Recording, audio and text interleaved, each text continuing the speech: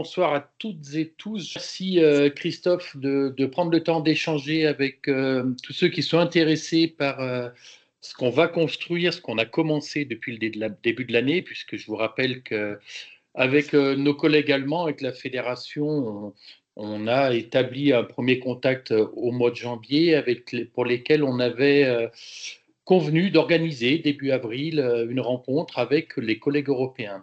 On a eu un succès assez intéressant puisqu'on a reçu, et ils ont une forme de symbolique quelque part, 18 pays représentant l'Europe début avril. Nous avons travaillé sur 2 demi-journées et on avait élargi bien sûr le spectre de compétences autour de la table et nous avons convenu de continuer à travailler et nous avons laissé passer les élections européennes. Nous avons aussi consulté les candidats tous sous la même forme, la même méthode est terminée par un film commun et nous avons entendu les élections et pour la première fois, et je le vois à l'écran, je salue un nouveau eurodéputé Grégory et Grégory Allione et c'est pour nous un vrai intérêt, une vraie chance d'avoir quelqu'un au centre du corps nucléaire européen sur les décisions pour pouvoir continuer à travailler et à porter la thématique des sapeurs-pompiers. Nous avons rendez-vous prochainement avec notre binôme allemand pour continuer à travailler dans ce sens-là. En tous les cas, merci de nous faire part de vos questionnements. Nous avons besoin de travailler avec l'Europe. On l'a vu en 2022, nous avons eu des unités de collègues européens venir renforcer les collègues de la Gironde. Nous avons actuellement en détachement préventif dans le sud de la France des détachements. Nous sommes aussi allés en Grèce et nous amenons régulièrement, et Bruno pourra compléter sur cette thématique, nous intervenons régulièrement et la France porte énormément de compétences de sécurité civile ou de protection civile vu de l'échelon européen avec un vrai savoir-faire. Donc nous avons une vraie volonté de travailler fermement avec l'Europe et donc c'est le but ce soir d'échange. Et Christophe, sans plus tarder, je te passe la main. Belle soirée à toutes et tous et que ce travail nous soit le plus constructif possible. Merci. Merci Jean-Paul pour ce mot d'introduction. Je vais maintenant vous présenter vos interlocuteurs de ce soir. Alors tout d'abord, Jean-Paul Bossan l'a déjà présenté, on a le grand plaisir de retrouver notre député européen sapeur-pompier, parce qu'il n'y en a pas tellement, et encore moins des députés européens, ancien président de la fédération. Donc, Grégory, merci d'avoir pris un peu de temps dans ton agenda chargé pour être avec nous ce soir. Également, nous avons avec nous Laurent Alfonso, donc, qui est un collègue sapeur-pompier que j'apprécie beaucoup, qui travaille à la Direction générale de la sécurité civile, mais qui a aussi beaucoup travaillé à l'Union pour la Méditerranée. Donc Bruno Illac, qui est le chef de la mission des relations européennes et internationales à la Direction générale de la sécurité civile, qui est je vais dire comme ça, un ami de la fédération, hein, donc c'est quelqu'un sur lequel on peut vraiment s'appuyer et sur qui on peut compter. Merci Bruno de prendre ton temps avec Laurent pour être avec nous ce soir. Et puis j'interviendrai bien sûr évidemment, donc pour ceux qui ne connaîtraient pas, mais je pense pas, je suis Christophe Marchal, donc vice-président de la Fédé, en charge du volontariat et des affaires européennes et des relations internationales. Juste un petit peu pour cadrer un petit peu ce qu'on vous propose ce soir, c'est très rapidement, on va balayer les institutions européennes, mais vraiment très rapide parce qu'on pourrait passer des soirées complètes. On va parler du mécanisme européen de protection civile. Avant, on va parler de la direction générale ECO, on va vous dire ce que c'est. Le mécanisme européen de protection civile, également un dispositif qui complète ce mécanisme européen ou qui l'adosse, je ne sais pas comment il faut dire, qui s'appelle Rescue. On va vous parler du Centre européen de crise, hein, le centre de commandement et contrôle de la protection civile. Ensuite, une fois qu'on aura balayé tout ça, on va rentrer un petit peu aussi dans les actions de la fédération. Alors, on va vous parler forcément, puisque si on parle des pompiers de l'Europe, déjà un petit peu des différents modèles de sapeurs-pompiers qu'on peut rencontrer en Europe.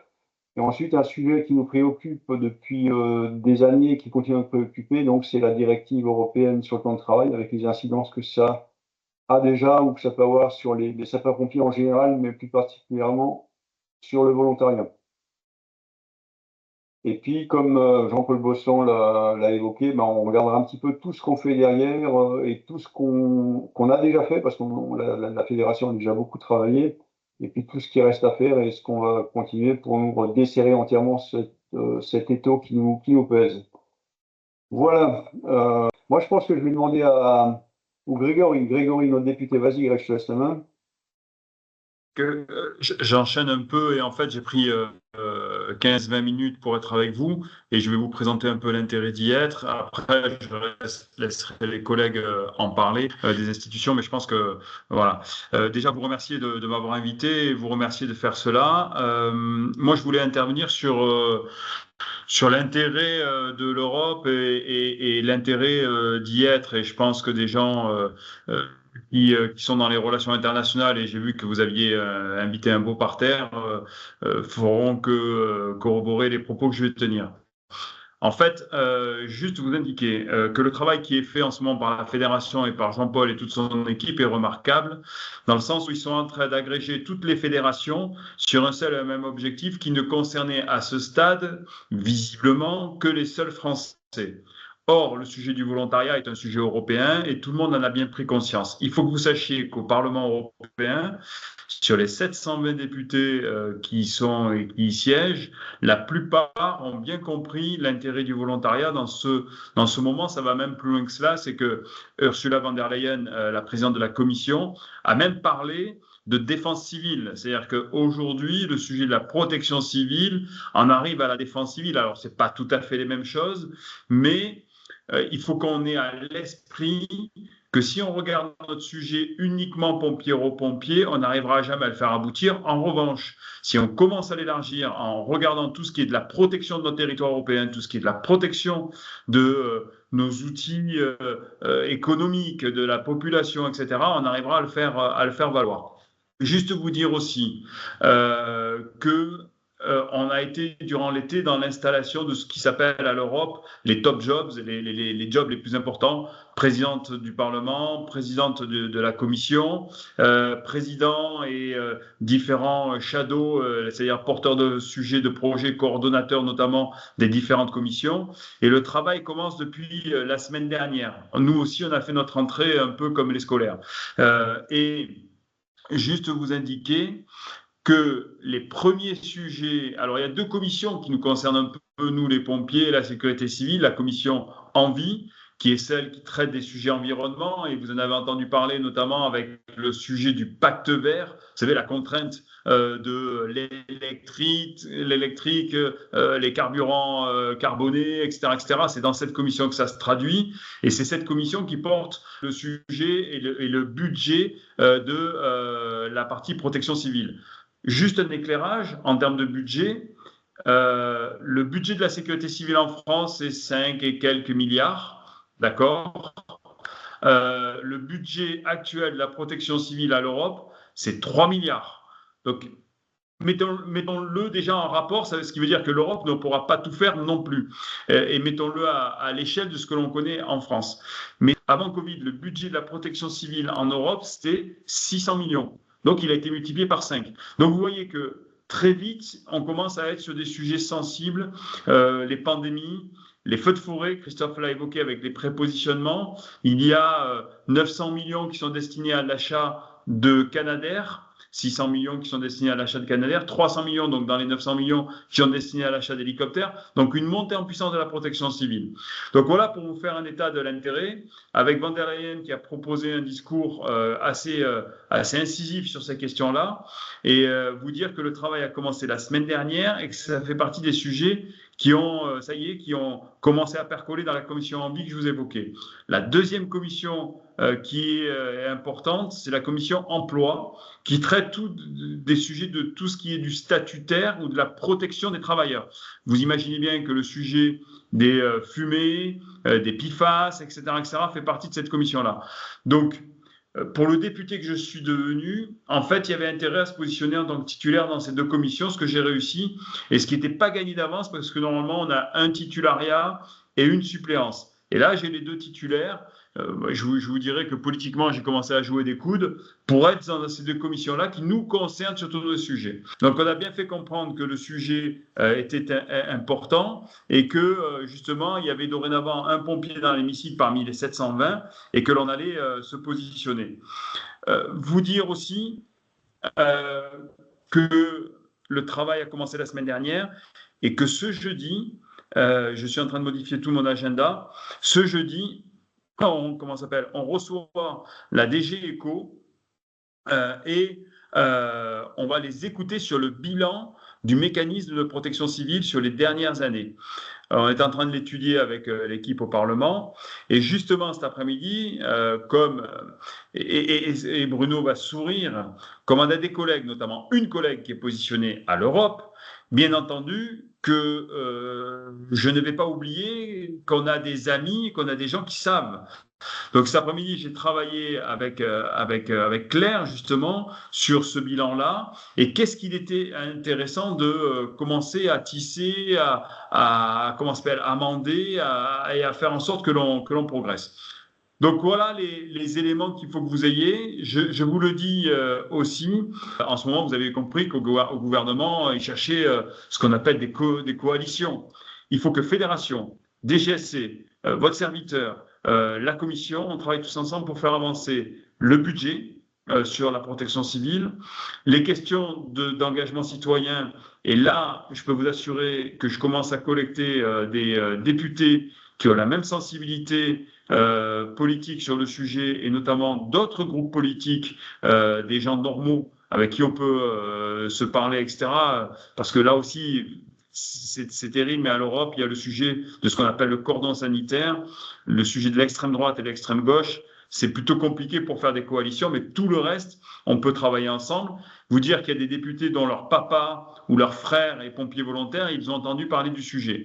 Donc, on y est. Et pourquoi je vous dis ça, de travailler tous ensemble? Parce que je vois des collègues qui sont à la DG, je vois des collègues qui, comme Christophe, sont au CTIF. On va avoir besoin du CTIF, on va avoir besoin de toutes les présidences de fédération pour œuvrer. Je conclurai. Ce matin, j'étais avec des pompiers dans les Bouches-du-Rhône, malheureusement pour des obsèques, et ils me demandaient comment ça se passait. Globalement, le travail, chacun d'entre nous, on serait susceptible de le faire. Vous connaissez les sujets, on peut porter les sujets. Il n'y a qu'une chose qu'il faut que l'on ait en tête, c'est qu'il faut occuper les positions. Je peux vous assurer que la semaine dernière, si à la commission envie, je n'y avais pas été, et c'est pas parce que je suis Grégory Allione, parce que ça aurait été Christophe, ça aurait été Bruno, ça aurait été Laurent, André, les uns les autres, Philippe, vous connaissez tous vos sujets, je vois Jean-Paul aussi, vous connaissez tous vos sujets, vous auriez posé la question et vous auriez abordé le sujet. Mais le fait d'y être, eh bien, globalement, on parle de nous. Alors, ça ne veut pas dire qu'on va chaque fois parler des pompiers volontaires, mais on va parler des engagés citoyens, on va parler du mécanisme européen, on va parler de la flotte, on va parler des avions, des hélicos, des positionnements en préventif, en curatif, on va parler des exercices. Mais il faut que l'on parle chaque fois de ce sujet-là. Sinon, c'est comme en France. Le sujet de la protection civile, c'est un cadet des sujets. On est d'abord sur le sujet de l'Ukraine, on est d'abord sur les sujets de droits fondamentaux, on est d'abord sur les sujets de frontières, et on est aussi sur des sujets très économiques en ce moment, avec le rapport Draghi qui vient de sortir, et notamment la concurrence des différents pays, que ce soit la Chine ou les States. Donc voilà, donc il faut mettre un pied, et si j'avais un seul message au réseau, continuer à mettre des pieds dans les instances où ça se décide. Il va y avoir des élections municipales, il va y avoir encore peut-être des élections législatives, mais il va y avoir des échéances. Faites pousser le monde pompier dans ce monde-là. Sinon, on n'obtiendra rien de celles et ceux qui ne nous connaissent pas et qui souhaitent porter parfois le flambeau. Je m'arrêterai là. Je vais vous laisser tranquille. J'ai utilisé, je pense, mon laps de temps de parole, mais vous dire que voilà, on a commencé à bosser. Voilà les amis, c'était uniquement cela que je voulais vous dire, et merci encore de m'avoir invité. Merci Greg, en tout cas, d'avoir été présent. Alors sache qu'on compte vraiment sur toi, et puis ce sera vraiment un travail collectif qu'on fera tous ensemble. Je vais remettre le partage d'écran, et je vais peut-être, alors, très rapidement, on avait une diapo là sur les institutions européennes. Je vais la faire très rapidement. Je ne veux pas rentrer dans les détails parce que, comme dit, ce qu'il faut bien comprendre quand même, c'est que les institutions principales, allez, au mieux, c'est la Commission européenne. La Commission européenne, c'est un peu le Conseil des ministres de l'Union européenne, c'est l'exécutif. C'est important parce que c'est quand même eux qui tirent les ficelles, il faut les connaître, il faut s'approcher d'eux. Donc en fait, il y a 26 commissaires européens avec des grandes directions. On parlera principalement de la direction générale ECO. C'est le budget de l'Europe aussi, donc c'est important. Le deuxième, à mon avis, pilier le plus important, c'est le Parlement européen. C'est ce Parlement qui a 2 sièges, un à Strasbourg, l'autre à Bruxelles. C'est 720 députés et donc nous avons avec nous autour de la table ce soir donc un de ces 720 députés, c'est très important. Ensuite, le troisième pilier, donc c'est le Conseil de l'Union européenne. En fait, c'est le rassemblement des responsables d'État, des chefs d'État et des ministres, qui définit alors, notamment la politique étrangère, mais plein d'autres choses. Et puis, je reviendrai un petit peu plus tard sur le Conseil de l'Union, puisqu'il s'est passé des choses en 2022 lorsque la France avait la présidence. Ensuite, un autre élément important qui nous embête beaucoup, donc c'est la fameuse Cour de justice de l'Union européenne, dont le siège est à Luxembourg, hein. On parlera forcément de l'arrêt Matzak, c'est la Cour de justice de l'Union européenne qui l'avait prononcé. Et puis donc il y a encore la Banque centrale qui compte les sous, qui s'occupe de la politique financière de l'Europe, hein, de la stabilité de notre devise commune. Donc voilà des institutions européennes. Alors il y en a encore d'autres, hein, qui gravitent. Il y a une Cour des comptes européenne, il y a des tas de choses, mais je ne veux pas aller plus loin. Je vais peut-être passer la parole à Bruno Villac, si tu veux bien, Bruno, pour nous présenter un petit peu la direction, la DG ECO. Donc c'est une des directions de la commission. Un petit peu ce que c'est, à quoi ça sert, etc. Très bien, Christophe. Eh bien, écoutez, merci. Bonsoir à toutes et à tous. Merci de m'avoir invité, hein. Un grand merci à la Fédération de m'avoir invité pour ce webinaire. Un salut aussi à Greg, que je salue en tant que député européen maintenant et qui, je sais, sera d'un atout fondamental et indispensable pour faire progresser notre profession. Alors, DG ECO, c'est la direction de la protection civile et de l'aide humanitaire. Il faut savoir qu'il y a 2 piliers. Il y a un pilier protection civile d'un côté et un pilier aide humanitaire de l'autre. Pendant très longtemps, la priorité a été mise sur l'aide humanitaire. Et puis, en 2010, il y a eu un regroupement des 2 parties entre aide humanitaire et protection civile qui a créé la DG ECO. Je vais particulièrement vous parler notamment de la partie qui nous concerne, à savoir la protection civile. Et cette protection civile au sein de la DG ECO est surtout représentée au travers de ce qu'on appelle le mécanisme de protection civile de l'Union. Et en abréviation, c'est le MPCU, mécanisme de protection civile de l'Union, et qui regroupe, comme l'a dit tout à l'heure Christophe, les 27 États membres, donc les 27 États membres qui composent la Commission européenne, mais aussi 10 États participants.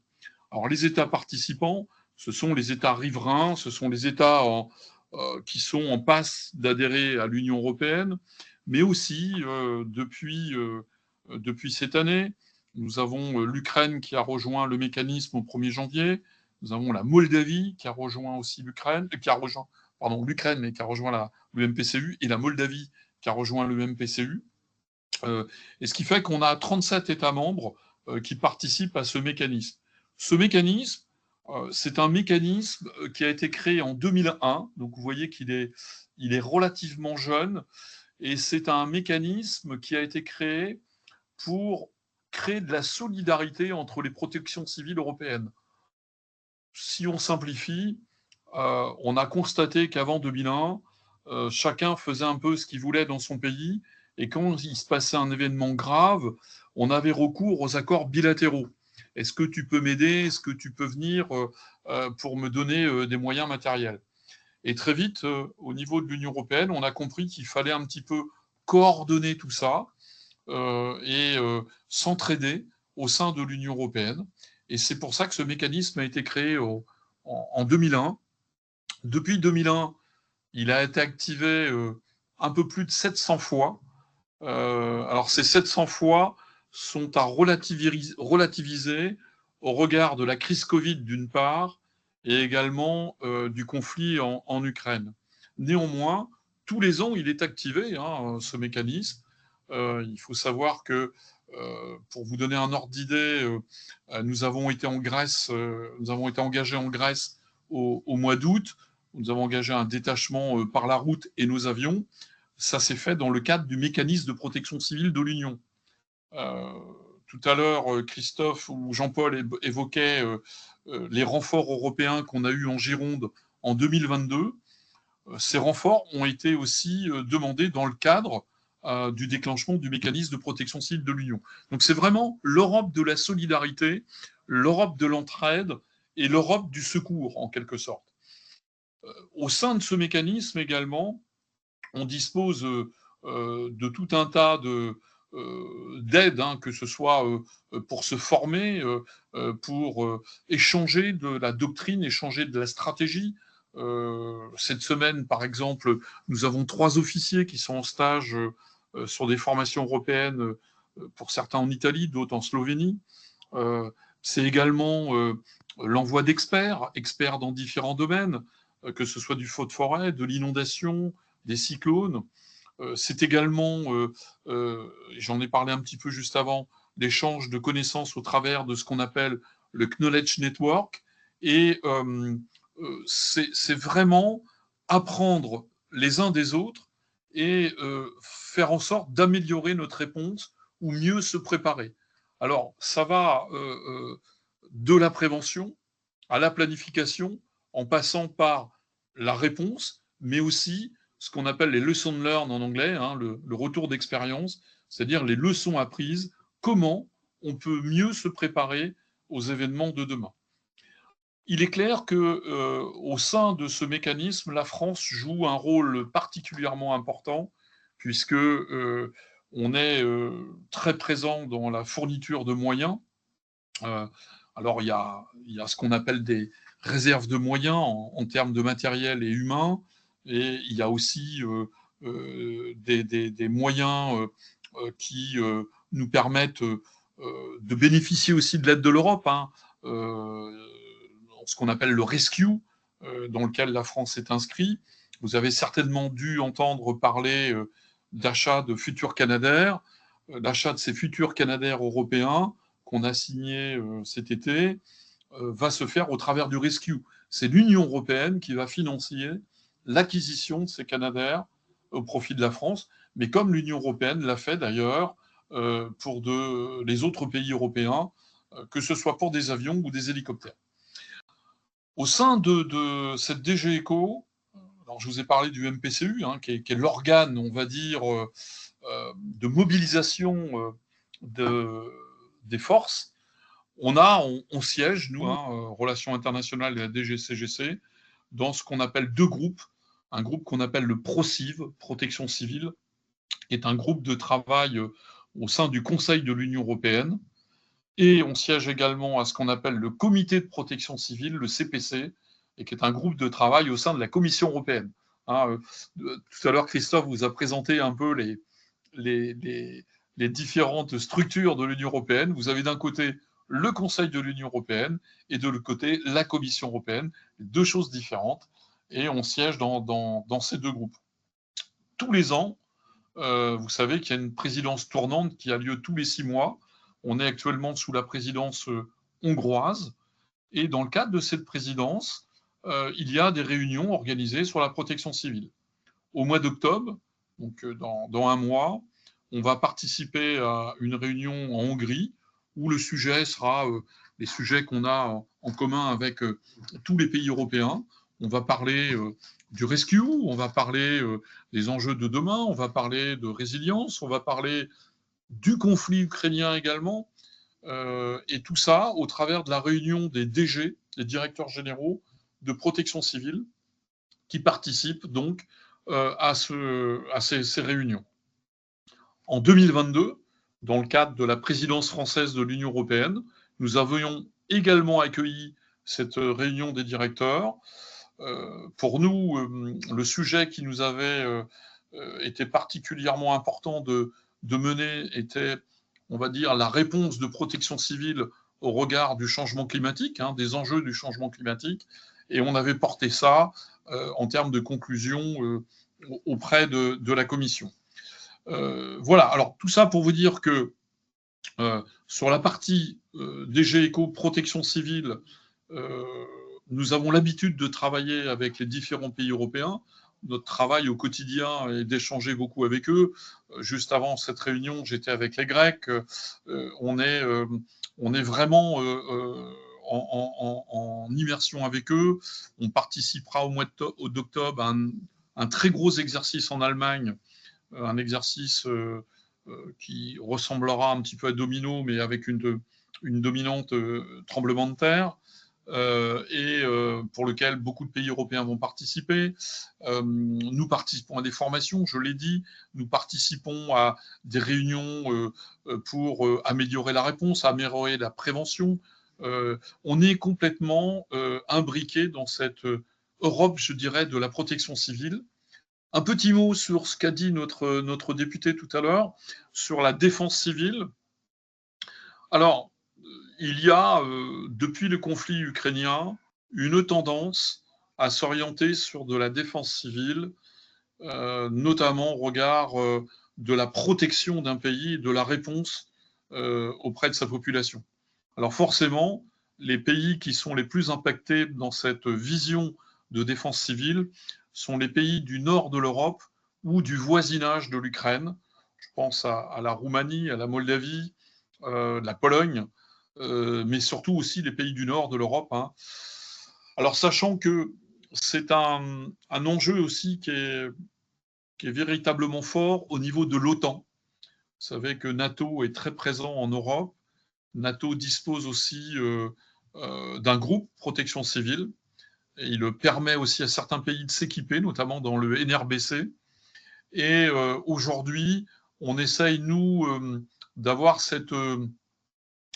disons, de partager notre vision là-dessus, puisque c'est sûr, on n'est pas forcément autant impacté que peuvent l'être ces pays, mais on sent très bien qu'il y a une orientation de défense civile, et notamment au regard de l'extension possible du conflit ukrainien, et notamment au regard des risques NRBC. Voilà, tout ça, alors je ne vais pas être plus long et je reviendrai peut-être après si vous avez des questions, mais sachez que la protection, enfin la sécurité civile française, puisqu'on est sécurité civile, est complètement imbriquée au sein de ce mécanisme de protection civile de l'Union. C'est véritablement quelque chose d'important et on a accueilli cet été des renforts européens. On a accueilli plus de 240 sapeurs-pompiers européens en France. Ils ont été mis en place dans les différents territoires. On a eu des pompiers roumains, des pompiers slovènes dans les Pyrénées-Orientales. On a eu dans l'Hérault des pompiers grecs. On en a eu aussi dans notre école à l'ENSOPS, également en Corse. C'est une sorte d'Erasmus, si vous me permettez, des pompiers, qui leur permet de s'acculturer au risque feu de forêt et aussi de profiter aussi qu'ils soient présents en France pour nous renforcer, puisque tous ces sapeurs-pompiers ont participé cet été à combattre des incendies de forêt. Alors je précise que ce dispositif qui a été mis en place en France a également été mis en place au Portugal et en Grèce. Voilà, je n'irai pas plus loin, je reviendrai peut-être certainement s'il y a des questions après et à votre disposition. Merci. Merci Bruno pour cet éclairage bien complet un petit peu des institutions européennes, enfin de la DG ECO et puis du mécanisme européen de protection civile. Je voudrais, avant de prendre des éventuelles questions et puis te laisser répondre, je voudrais bien demander à Laurent, est-ce que tu pourrais nous apporter, Laurent, s'il te plaît, encore un éclairage sur un point que n'a pas évoqué Bruno, qui est le centre européen le centre de coordination de réaction d'urgence de l'Union européenne, l'IRCC, d'une part, et puis un petit peu nous parler aussi des modules, comment ça marche, chaque pays offre des modules. Je te laisse la main, tu choisis dans l'ordre que tu veux présenter ces deux éléments. Merci beaucoup Christophe, bonsoir à tous, je vous remercie également pour l'invitation. Effectivement, dans la droite lignée de ce que vient de présenter le contrôleur général Bruno Houliac, sous lequel j'officie à la Direction générale de la sécurité civile à la mission des relations européennes internationales, je voudrais souligner quelques points importants et revenir un petit peu à la genèse du mécanisme. Le contrôleur général l'a précisé, il est né en 2001. Il a ensuite été revu et corrigé au gré des différents événements qui ont frappé l'Europe, des désastres les plus importants. J'y reviendrai. Mais surtout, la protection civile en Europe dépend donc du dernier traité qui a été signé donc, par les 27, ex-28, puisque vous le savez, l'Angleterre a quitté l'Union européenne. Le traité de Lisbonne de 2009, qui considère la protection civile comme une compétence d'appui. C'est très important à mentionner parce que c'est un facteur limitant dans la capacité d'action du mécanisme de protection civile que le contrôleur général Houliac a parfaitement décrit. Et puis, l'actualité peut nous renvoyer au rapport Barnier de 2006, donc qui précédait la signature de ce traité de 2009 et qui a fait que la protection civile est restée une compétence d'appui et pas une compétence obligatoire dans les États membres.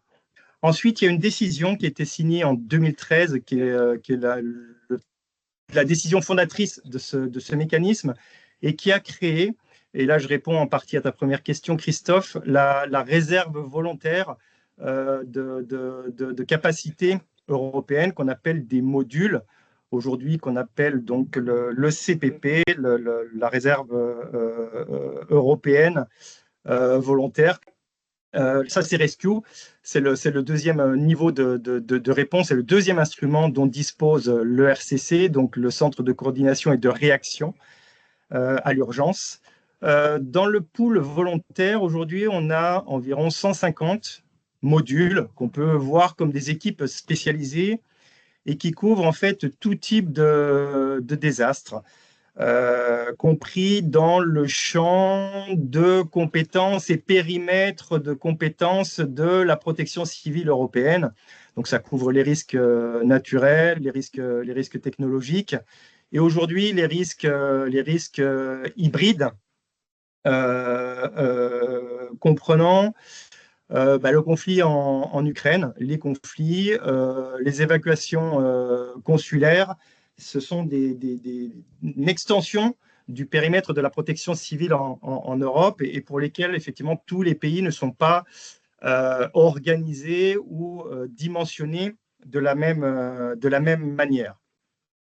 Ensuite, pour revenir un petit peu sur des dates, je vous ai parlé donc du traité de Lisbonne de 2009, la décision de 2013. En 2019, on a eu une première modification de la décision de 2013 majeure, suite aux feux importants, vous vous en souviendrez, en Grèce et au Portugal de 2017 et de 2018, de Mati et de Pedro Gao, alors que ces deux pays en fait avaient besoin et ont demandé des moyens aériens pour faire face à des feux catastrophiques. Eh bien, ces années-là, 2017 et 2018, on était en état de saturation et de rupture capacitaire en fait de moyens aériens. Et ces deux pays n'ont pas pu bénéficier de la solidarité européenne.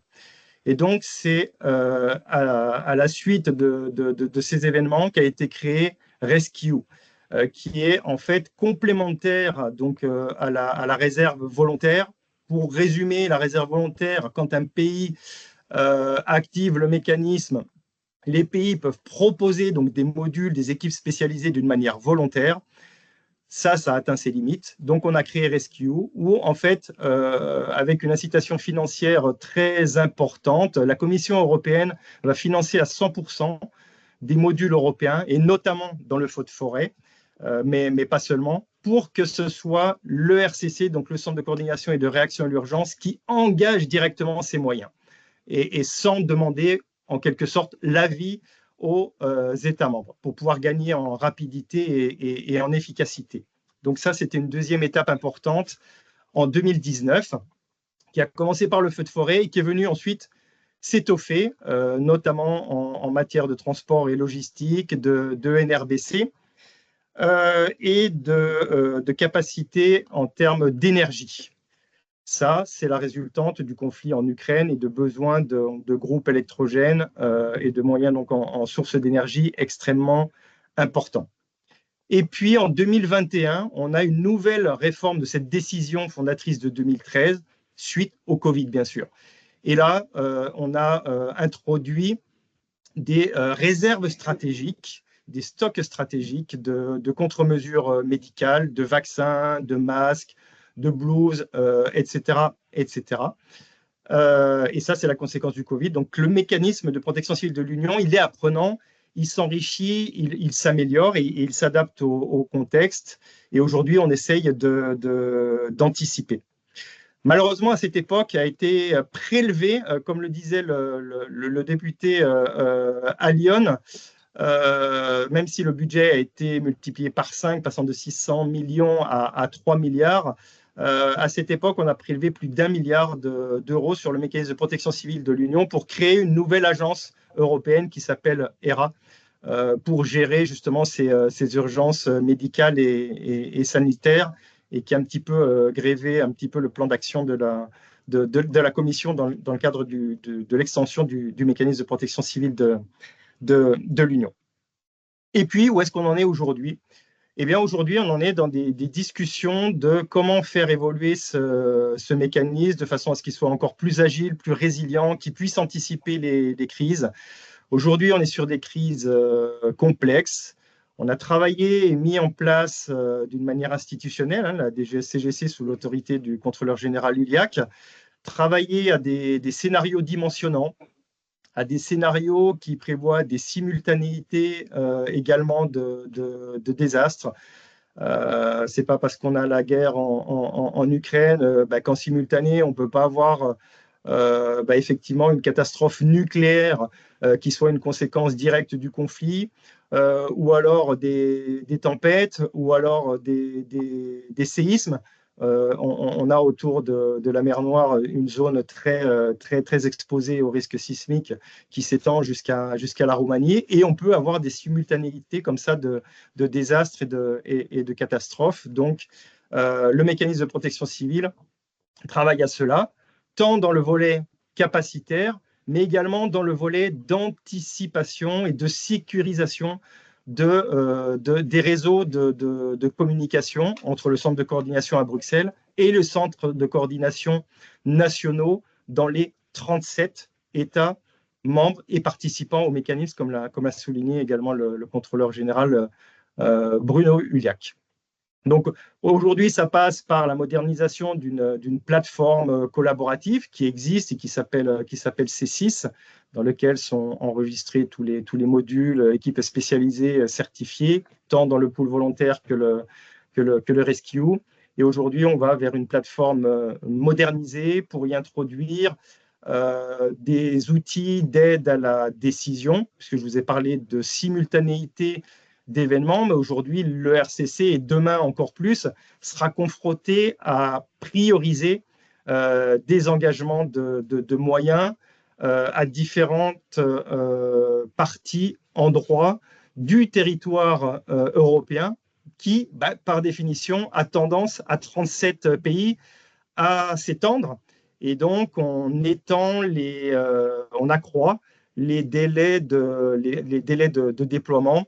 Et aujourd'hui, on se rend compte, et j'en terminerai là, que les catastrophes auxquelles on doit faire face, qui sont exacerbées par le changement climatique, font que les États affectés demandent de manière de plus en plus précoce l'engagement de moyens européens en activant le mécanisme.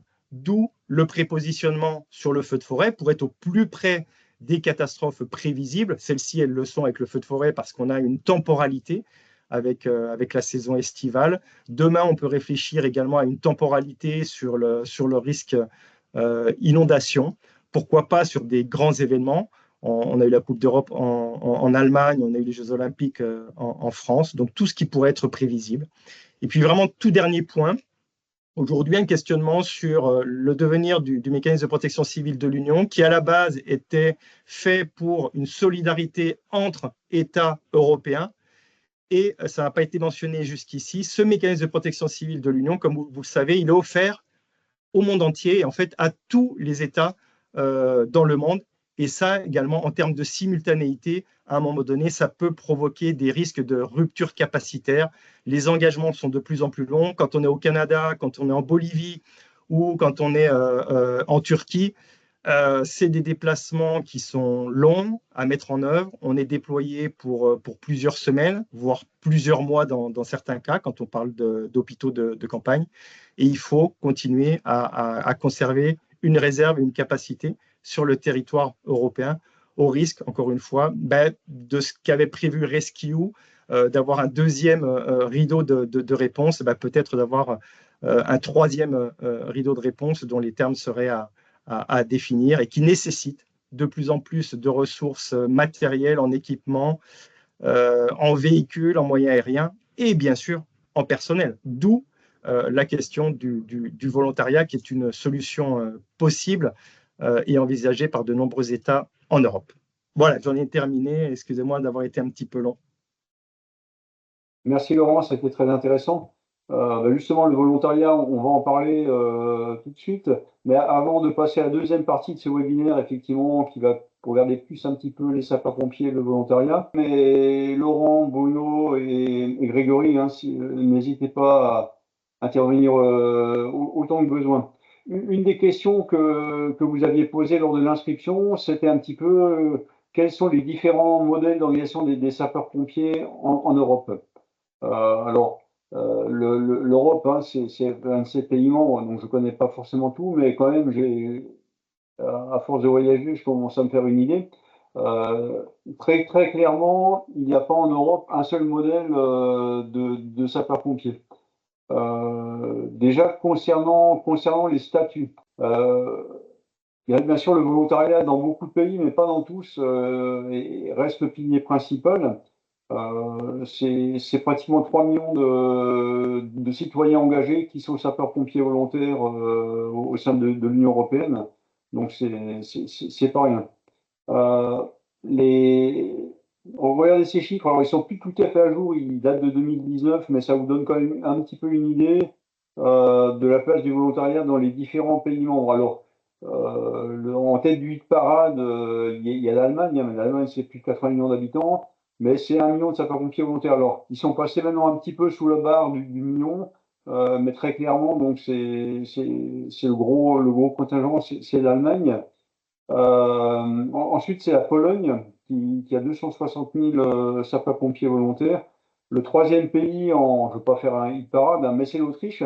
L'Autriche, gardez quand même en tête, l'Autriche, c'est 8 millions d'habitants. 242 000 sapeurs-pompiers volontaires. Comparé avec la France, on est en dessous des 200 000 sapeurs-pompiers volontaires pour 60 millions d'habitants. Donc vous voyez, le nombre de pompiers volontaires par habitant est beaucoup plus important en Autriche, mais aussi en Allemagne. Et puis vous voyez aussi sur cette carte qu'il y a des pays qui n'ont pas de pompiers volontaires, ou quasiment pas. L'Irlande, Chypre, mais il y en a d'autres. Alors, l'autre statut qu'on voit beaucoup, là, j'ai pas de diapo pour vous montrer, mais c'est les pays où il y a des pompiers contractuels. Alors, c'est pas vraiment des professionnels, c'est des part-time ou des contractuels. Alors, c'est principalement les pays anglo-saxons, les pays nordiques, mais pas que. Où c'est un noyau de gens à temps plein, de professionnels. Et puis des gens qui s'engagent à donner par contrat, donc qui ont un vrai salaire, qui ont de la protection sociale mais qui sont beaucoup moins nombreux. Ce qu'on a remarqué, c'est que dans les pays où il y a des pays qui ont les trois modèles. Le volontaire classique, comme on peut le connaître en France, le part-time, le contractuel et puis le professionnel. Mais dès qu'il y a des part-time, en fait, ça efface le volontariat et le volontariat, en fait, régresse très vite. On n'a pas du tout la même organisation non plus au sein de l'Union européenne sur les collectivités qui sont responsables des sapeurs-pompiers. Dans beaucoup de pays, les sapeurs-pompiers restent encore communaux, l'Allemagne, hein, l'Autriche et d'autres. D'autres, ce sont maintenant des corps d'État. Il y a le corps national des sapeurs-pompiers en Italie qui est un corps d'État, il y en a d'autres. Il y a aussi des pays, je ne vais pas mentionner, il faut le savoir, où le volontariat est constitué en associations. En fait, c'est des associations plus ou moins formelles, plus ou moins encadrées, hein, des associations, alors qui ont des fois un agrément, comme nous donnons un agrément de sécurité civile, mais ils ont un agrément pour être des sapeurs-pompiers. J'ai vu ça dans les pays baltes notamment. Voilà, donc il y a pas modèle unique. Et après, dans les missions, c'est pareil. Il y a des pays comme la France, la Belgique ou le Luxembourg où les sapeurs-pompiers, ou aussi bien professionnels que volontaires, sont très impliqués dans ce qu'on appelle le SUAP, hein, les soins et les secours d'urgence aux personnes. Et puis d'autres pays, c'est pas du tout l'affaire des pompiers. Ou d'autres, c'est entre les deux. C'est-à-dire qu'on fait un peu de prompt secours, mais on fera jamais de transport sanitaire. J'ai été en Slovénie, hein, qui est un pays aussi avec une très forte culture sapeur-pompier, avec les pompiers sont implantés, font partie des institutions en Slovénie, mais ils font que de l'incendie et des secours techniques. Ils font même pas de prompt secours. C'est étonnant, alors qu'ils ont un tissu communal, mais très bien implanté, avec beaucoup de petits centres de secours dans chaque village en Slovénie. Vous voyez, donc il n'y a pas de modèle commun. Mais par contre, ce qui est très clair, c'est que la France, avec un petit peu la Belgique et puis le Luxembourg, font vraiment figure d'exception dans le sens où on est à la fois impliqué dans l'incendie, mais dans le SUAP, hein, qui est maintenant plus de 70% de nos interventions, et aussi bien les pros que les volontaires. En Allemagne, il y a quelques corps urbains, les grands corps urbains à Berlin, à Hambourg, à Francfort, où les pompiers font de l'ambulance. Hein. Mais c'est pas partout et c'est jamais les volontaires qui font de l'ambulance. Ça n'existe pas en Allemagne. Vous voyez, donc, et je pense même d'ailleurs, pour parler du volontariat, moi, l'expérience que j'ai, c'est vraiment en France où le volontariat est le plus sollicité du fait de cette prégnance du SUAP, dans un petit peu de façon identique aussi en Belgique et un tout petit peu moins au Luxembourg, mais c'est les trois pays où les pompiers volontaires sont le plus sollicités. Voilà, je voulais juste répondre à cette question. Et puis, maintenant, je vous propose de passer directement à un sujet qui préoccupe la fédération depuis longtemps. C'est est-ce que le volontariat peut être menacé par l'Europe? Alors, très clairement, moi, je suis un fervent défenseur de l'Europe, hein. Par contre, et je vous apprends rien, vous le connaissez tous, on sait que la fameuse directive européenne sur le temps de travail, hein, donc la directive 2003-88 sur le temps de travail. Alors 2003, c'est une directive qui date de 2003. En 2024, donc ça fait plus de 20 ans que cette directive existe. Et elle concerne, elle vise un petit peu la santé et la sécurité des travailleurs, notamment en traitant tout ce qui concerne le temps de travail. Je pense que c'est une bonne directive. Alors déjà, elle a été poussée, promue par la France. C'était à l'époque où on parlait, rappelez-vous, là, pour les plus anciens, du plombier polonais qui vient de menacer nos artisans. En gros, c'est aussi pour éviter le dumping social et puis ça met des cadres sur le temps de travail par jour, par semaine, par période de 3 mois. Ça impose une pause méridienne, ça impose entre deux activités travaillées, un repos qui est au moins de 11 heures. Vous voyez, donc ça, je pense que c'est une bonne directive, hein, et pour tous les gens qui travaillent, que ce soit en bureau, alors même si des fois on s'autorise de dépasser un petit peu, mais ça protège bien.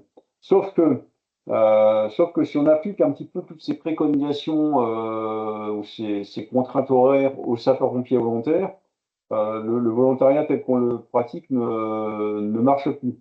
Vous comprenez facilement. Ce repos de 11 heures entre deux périodes d'activité, ça voudrait dire quoi? Ça veut dire que moi, je vais quitter le bureau, là, moi, c'est un peu trop tard, mais je quitte le bureau à 19 heures. Ça voudrait dire que avant demain matin 6 heures, je ne pourrais même pas allumer mon bic et puis sortir en intervention. Vous voyez que ça ne marcherait pas.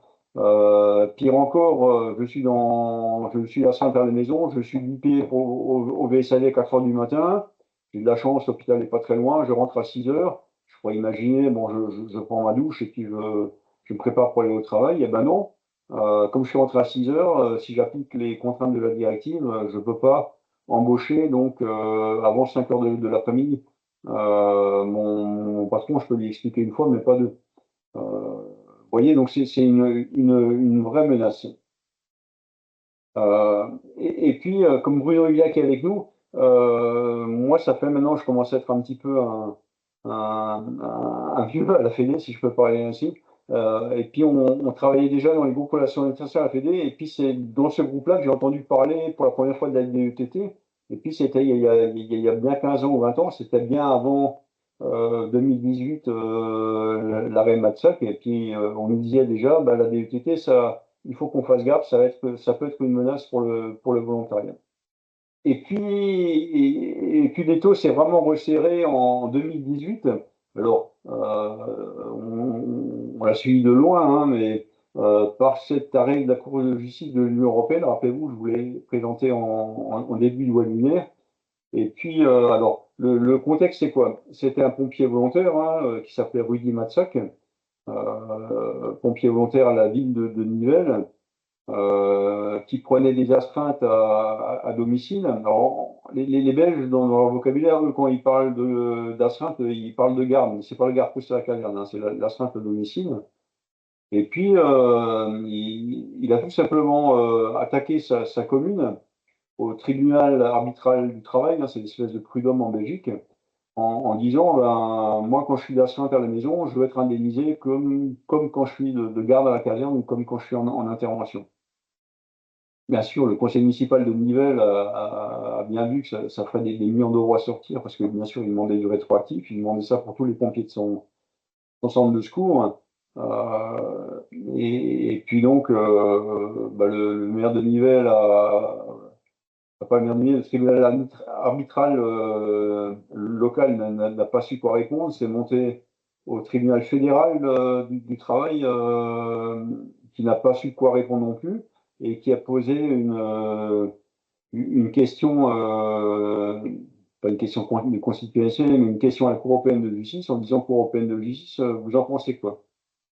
Et puis bien sûr, la Cour, alors ça met du temps, hein, parce qu'on ne peut pas attaquer la Cour de justice européenne avant d'avoir attaqué, enfin d'avoir épuisé toutes les voies de recours, peu importe.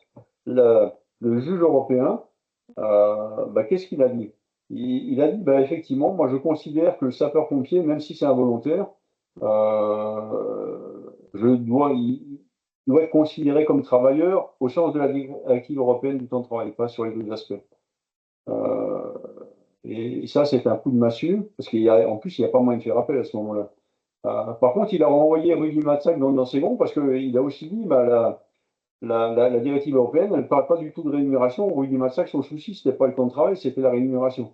Donc finalement, Rudy Matsac, il a rien gagné, mais les pompiers européens ont beaucoup perdu parce que c'est une jurisprudence qui a fait date, hein, qui a été reprise après par d'autres au niveau français, mais pas qu'en France, hein, qui a été reprise par différentes cours de justice administrative. Hein. La cour, le tribunal administratif de Strasbourg avait condamné le 18 Barin, alors pour pas grand-chose, mais en considérant que le sapeur-pompier volontaire était concerné par rentrait dans le spectre d'application de la directive européenne sur le temps de travail. Il y a eu des choses qui sont passées dans le département de l'Ain et du Bouches-du-Rhône, où un collègue a attaqué le 10 du Rhône. Pour l'instant, ils ont été déboutés première instance, même ça fait appel. Et puis le but des syndicats, c'est de, même s'ils ont débouté, c'est pas grave, c'est d'arriver en cours de justice de l'Union européenne.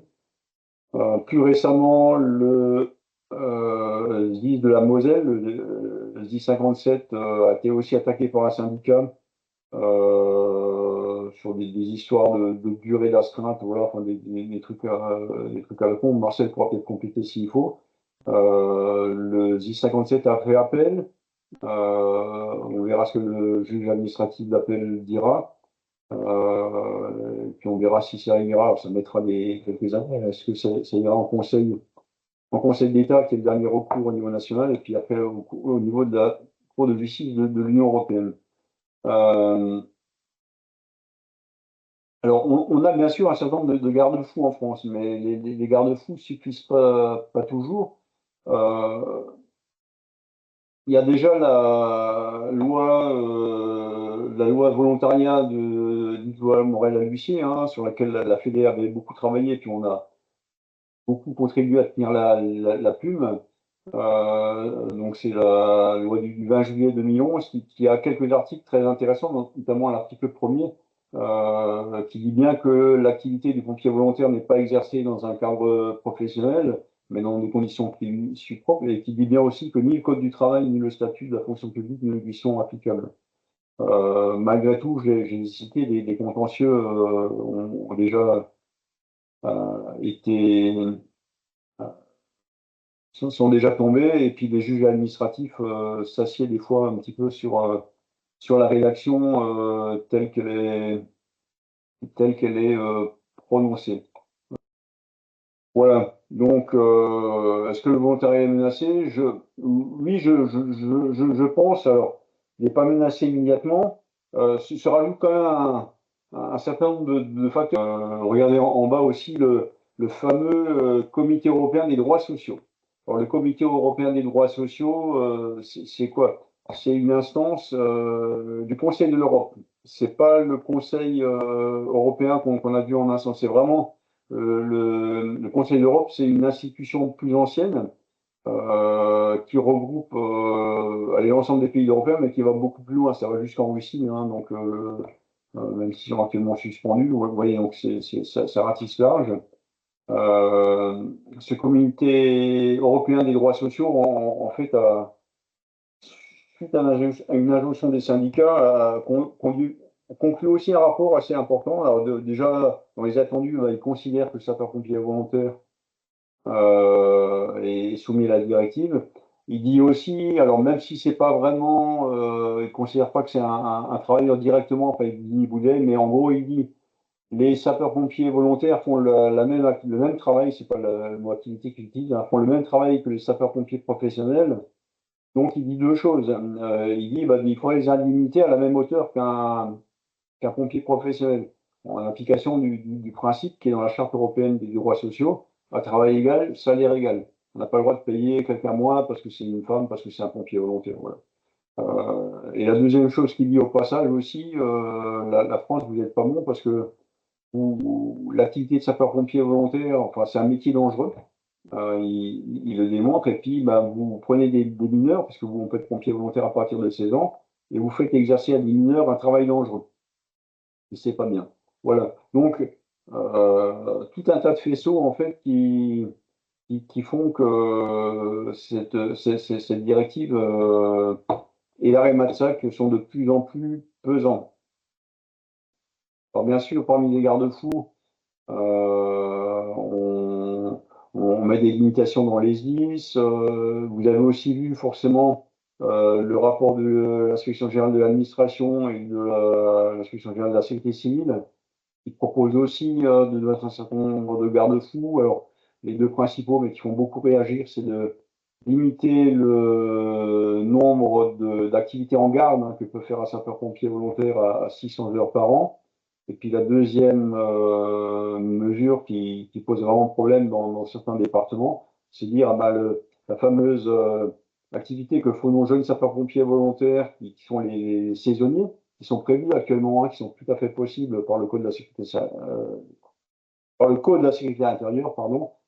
Il faudrait transformer ça en contrat de pompier volontaire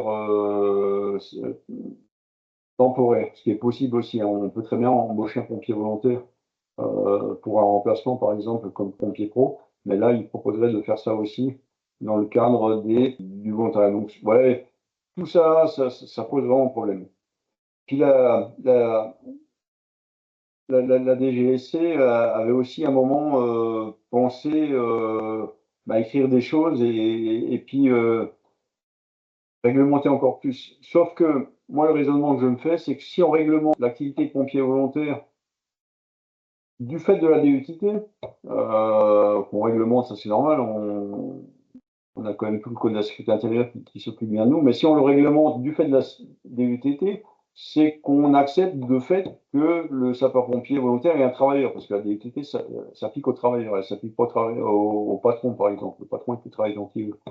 Et une fois qu'on admet que le sapeur-pompier volontaire est un travailleur, au-delà des problèmes de rémunération, eh ben, on va lui donner les droits de grève. Le pompier volontaire demande des grèves, il va demander des cotisations retraite.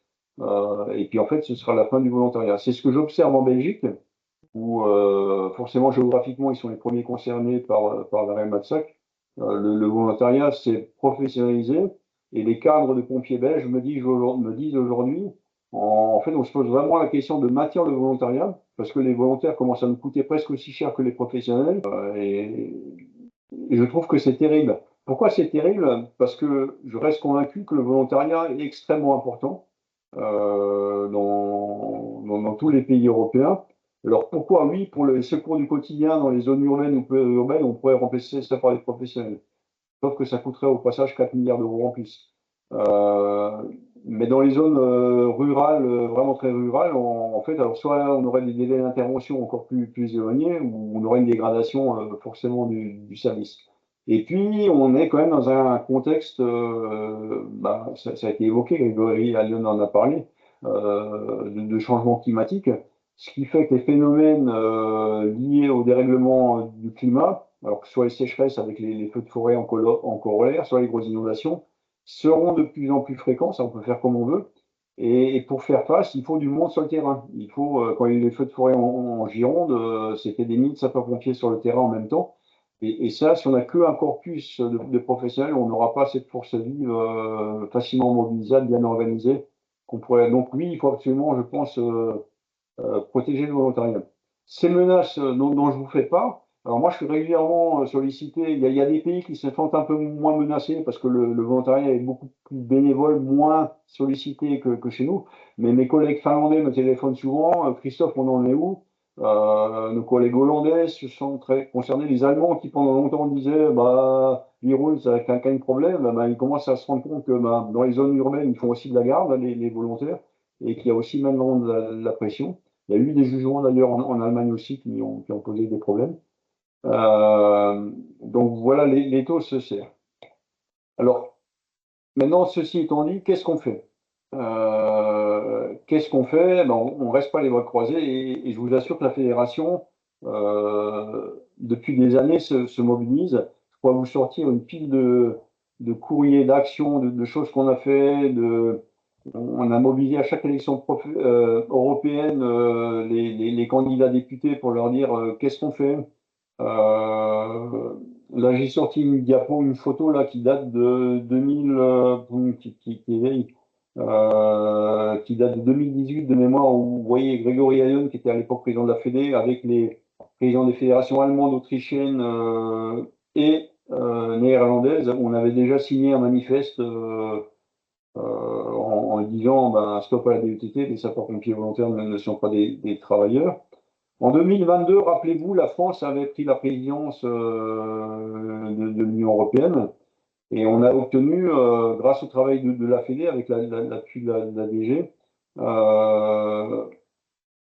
une motion. Alors, c'est une motion du Conseil, ça n'a pas une portée juridique extrêmement importante, mais quand même, ça donne une orientation politique à l'Europe et ça peut être sorti quand même en cas d'attaque. Cette motion redit en fait toute l'importance du volontariat et de la nécessité d'avoir un volontariat fort et protégé dans l'Union européenne face au changement climatique. Donc c'est quand même très important. au-delà de ça, pour nous, ce qui est vraiment important, et puis on compte sur Ryannon, on a déjà beaucoup travaillé, ça fait quelques années, on pense qu'il faut absolument, maintenant qu'on arrive à obtenir une directive européenne spécifique à l'engagement citoyen en protection civile. Alors, la protection civile, c'est pas que les sapeurs-pompiers, c'est les gens des associations agréées.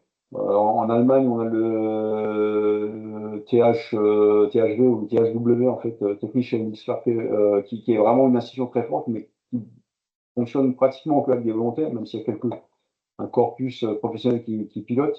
Le volontariat est vraiment important en protection civile et il ne faudrait pas que le volontariat chez les sapeurs-pompiers, mais aussi chez les autres acteurs de la société civile, soit vraiment bridé, menacé ou empêché de développer à cause de cette directive. Donc, si on peut avoir une directive européenne spécifique à l'engagement citoyen, on pourrait s'affranchir de la directive européenne sur le temps de travail. Alors pourquoi me diriez-vous? Eh ben, je donne toujours cet exemple. Les pêcheurs hauturiers, vous savez, les marins qui partent en campagne de pêche, hein, qui partent des ports sur l'Atlantique, là, quand ils vont en campagne de pêche, ils travaillent comme des fous et ils ne respectent pas la directive européenne sur le temps de travail. Quand il faut relever les filets, il faut relever les filets, ça se discute pas. Et pourquoi ils ont le droit de faire ça? Tout simplement parce qu'il existe une directive européenne sur la pêche en haute mer, quoi, et dans cette directive, ils fixent des règles spécifiques aux marins en haute mer et du coup, ils sont exonérés de la DETT.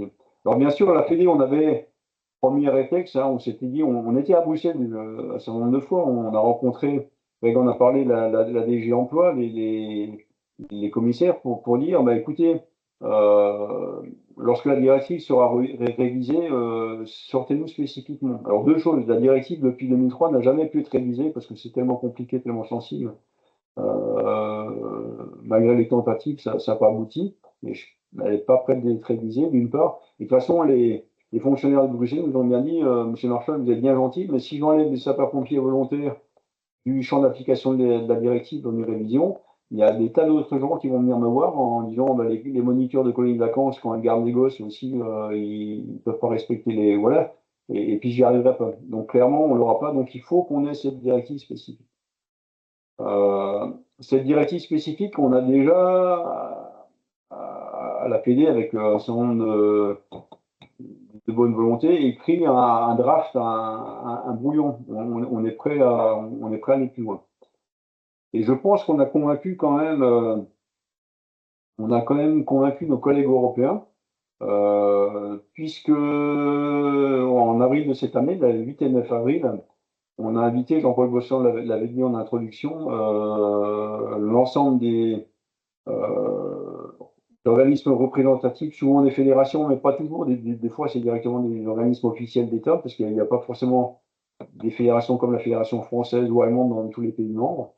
On a eu un bon taux de retour, puisque sur les 27, il y a 18 qui étaient présents à Bruxelles. Et on est tombé d'accord sur un certain nombre de points, notamment sur le fait de mettre cette directive en route. C'était la première pierre d'un mécanisme. On a rendez-vous à Bruxelles au mois de novembre. Hein. On va continuer. On compte sur Ryan pour nous ouvrir les portes. Et il faut vraiment qu'on arrive à cette directive. L'idée aussi qui était ressortie de ce premier forum européen des sapeurs-pompiers, qu'on a organisé à Paris avec nos collègues allemands, c'était aussi d'avoir une représentation permanente auprès de l'Union européenne, donc d'avoir un lobbyiste, hein, donc c'est en train des choses sur lesquelles on se met en place. Et puis aussi, je vais arrêter mon discours et laisser de la place aux questions. Aussi, promouvoir cet Erasmus des sapeurs-pompiers. Alors, il y a déjà des choses qui existent, hein, puisqu'il y a les réseaux d'experts au niveau européen, mais il faut qu'on aille plus loin.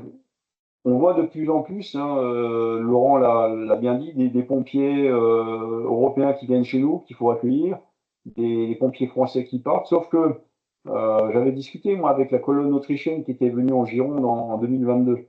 En fait, quand ils arrivent en Gironde, on ne sait pas trop ce qu'ils savent faire, ce qu'ils ne savent pas faire. Est-ce qu'ils sont FDF1, FDF2? Est-ce qu'ils peuvent que traiter les lisières ou est-ce qu'on peut les envoyer au front de flamme?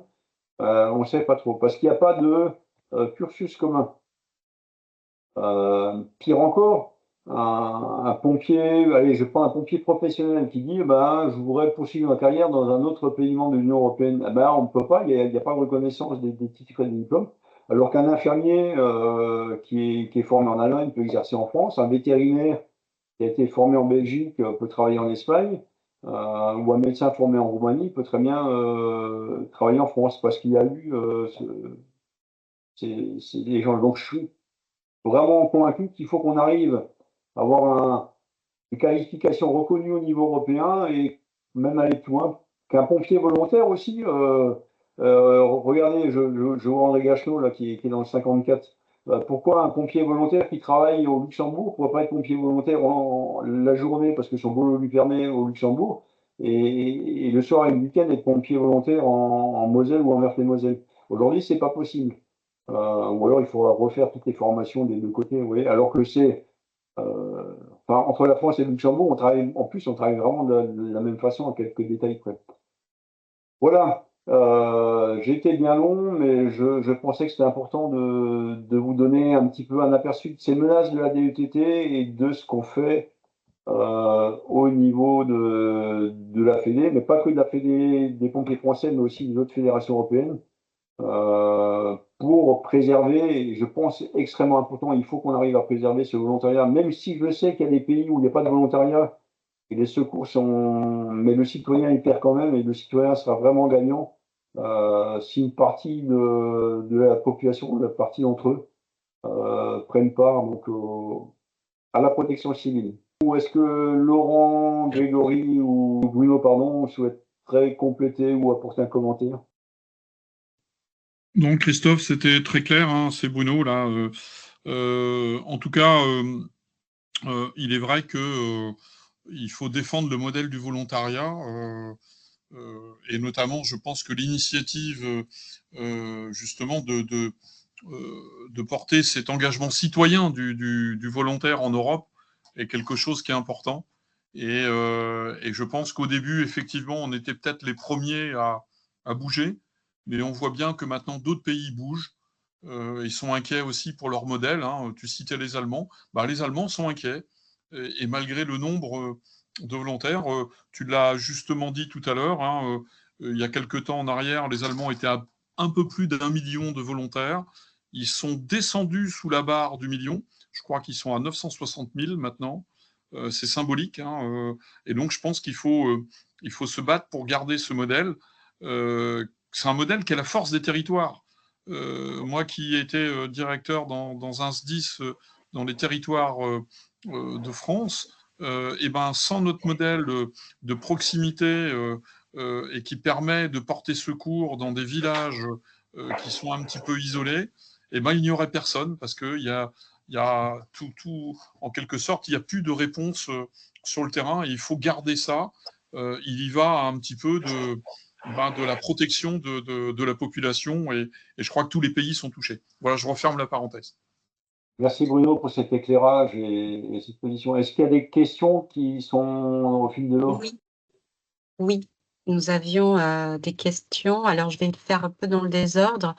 Il y avait d'abord une réflexion en complément du projet de directive ou de règlement européen concernant justement la qualification des actions de secours qui ne peuvent être assimilées à un travail. Et pourquoi pas en s'associant avec les associations de secouristes qui effectuent les missions de SUAP, car le problème est le même pour eux. CDTT aussi, je ne l'ai pas dit, a quand même eu un impact déjà sur les sapeurs-pompiers professionnels, alors qui s'est traduit par la réduction du volume d'activité annuel, qui menace un petit peu aussi les gardes de 24 heures, puisque la garde de 24 heures, elle ne rentre pas tout à fait dans le moule, hein. Certains départements l'ont déjà abandonné. Ça ne concerne pas que les pompiers, que les pompiers volontaires. A-t-on une idée du coût moyen par habitant dans chaque pays? Alors, du coût moyen du volontariat? Clairement non. On n'a pas vraiment ces indicateurs aussi poussés. Mais clairement, là où il y a peu de volontaires, le coût à service égal ne peut qu'augmenter. Et puis on ne peut pas comparer non plus d'un pays à l'autre, puisque les missions ne sont pas les mêmes. Nous, 70% de notre activité, c'est du secours d'urgence aux personnes, ça a aussi un coût. d'autres pays, ce sont d'autres services qui portent ça, donc on peut pas comparer. Une autre question en lien avec ce que vous disiez justement sur le fait qu'il n'y ait pas d'uniformité des missions des sapeurs-pompiers en Europe. Une uniformisation de l'engagement sapeur-pompier dans sa variété de statuts et de modèles nationaux de sécurité civile est-elle souhaitable au niveau européen pour une meilleure efficacité et partage des responsabilités au sein du mécanisme européen de protection civile? Oui, effectivement, si c'est une question de bon sens. En réalité, c'est beaucoup plus compliqué. Les pays freinent beaucoup. On ne parle même pas de standardisation. C'est quelque chose qui est impossible aujourd'hui en Europe, à 37. C'est très compliqué. Même certains pays bannissent harmonisation.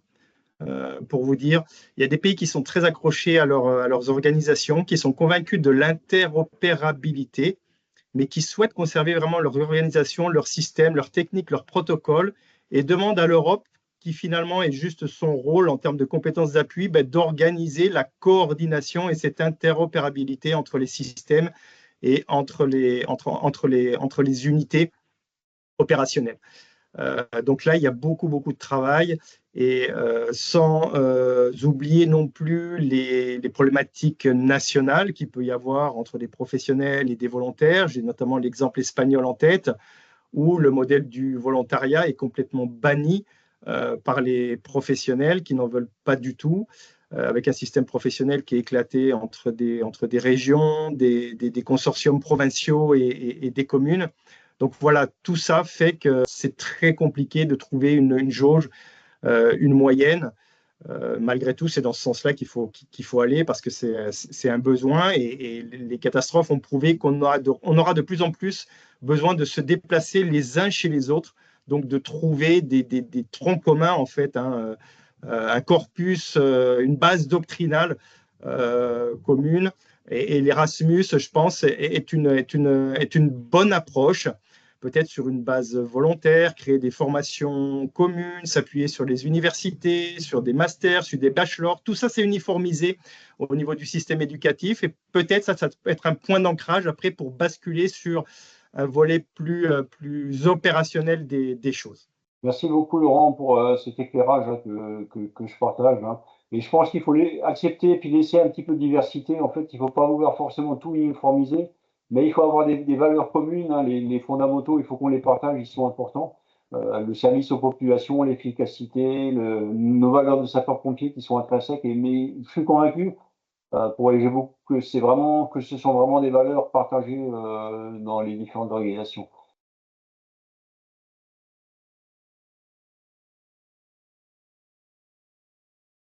Non, la réponse est non, c'est écrit dans la directive. Et puis elle est aussi, alors est-ce que c'est une brèche ou pas? Elle est très muette sur les gens qui ont deux employeurs. Elle s'applique plus à l'employeur qu'au salarié, c'est-à-dire que quelqu'un qui travaille dans une usine qui fait 40 heures, et le patron est responsable des 40 heures, et il peut très bien encore faire 20 heures par semaine dans une autre activité. Il dépasserait forcément les fameuses 48 heures. Voilà. Donc, non. Et puis, pour moi, la directive ne doit pas s'appliquer aux pompiers volontaires. Ça a été dit, un pompier volontaire n'est pas un travailleur. Il y a quelques années, il y avait la commission, j'avais dit, voulait penser revoir la directive, faire une nouvelle version. Et puis il y avait un questionnaire en ligne, et puis on voulait faire une réponse commune avec les Allemands, on n'a jamais pu, parce qu'il y avait une centaine de questions. Pensez-vous que si, pensez-vous. Et les Allemands, eux, à chaque ligne, ils répondaient: le sapeur-pompier volontaire n'est pas un travailleur. Le sapeur-pompier volontaire n'est pas un travailleur. Nous, on a fait quand même des réponses un petit peu plus nuancées. Vous parliez des pompiers des pays nordiques qui n'ont pas de volontaires, mais plutôt de contractuels. Pourquoi ne pas tendre vers ce système? Quels avantages, inconvénients? Nous serions mieux protégés en tant que SPV, non? Protection sociale, retraite, etc. Voilà. Et puis c'est un peu la dualité qu'on a aujourd'hui déjà entre la garde et l'astreinte, où nos jeunes pompiers des fois préfèrent faire de la garde que de l'astreinte. Individuellement, bah oui, si je suis pompier contractuel, je gagnerai peut-être plus d'argent, je gagnerai des points pour ma retraite, etc. sur mon régime. Sauf qu'il ne faut pas regarder ça, il faut regarder ça pour la société. c'est qu'est-ce qu'on veut rendre à la société. Les pompiers volontaires sont issus du peuple. On va aider en tout premier nos voisins, nos concitoyens, notre village, et puis un petit peu au-delà. Et si on n'avait que des contractuels, en fait, on n'aurait pas ce service rendu. Je suis désolé. Je suis vraiment convaincu, hein. Il faut laisser libre cours quand même à l'engagement citoyen. C'est une richesse pour la société. C'est pas que chez les pompiers, hein, c'est dans les associations, dans des tas de choses. Écoutez, je veux d'abord remercier encore 1000 fois nos intervenants, Grégory Allione, même si je ne sais pas s'il est encore avec nous ou pas, nos collègues de la Direction générale de la sécurité civile, Bruno Liac et Laurent Alfonso. Je sais qu'ils ont un agenda chargé, donc merci d'avoir pris une soirée pour être avec nous. Merci à Catherine et à Sarah pour l'organisation, pour l'initiative aussi de ce webinaire. Et merci à vous tous d'avoir participé, pour votre patience, pour vos questions. J'espère qu'on a apporté un petit peu un éclairage, qu'on a pu répondre à vos interrogations, que vous avez pu avoir des éléments un petit peu plus sur l'Europe. Encore une fois, pour conclure, je pense que l'Europe, c'est vraiment quelque chose d'important pour des tas de choses. Je suis un Européen convaincu. Mais c'est aussi très important pour la protection civile, pour la sécurité de nos concitoyens. Aujourd'hui, on ne peut plus faire tout seul. Et comme disait souvent Grégory Allione, tout seul, on va peut-être un peu plus vite, mais ensemble, on va beaucoup plus loin. Et l'objectif, le message que je vous laisse en partant ce soir, c'est allons le plus loin possible. Bonne soirée à tous. Merci 1000 fois.